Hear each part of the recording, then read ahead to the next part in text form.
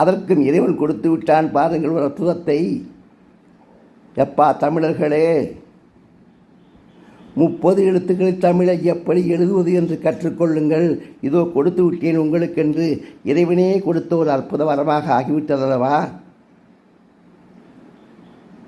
அல்ல 30 எழுத்துக்களையும் 21 எழுத்துக்களாகவே ஆக்கிவிட முடியும் என்பதையும் இறைவன் நமக்கு கொடுத்திருக்கின்றான். 3 உயிர் குறிகள்,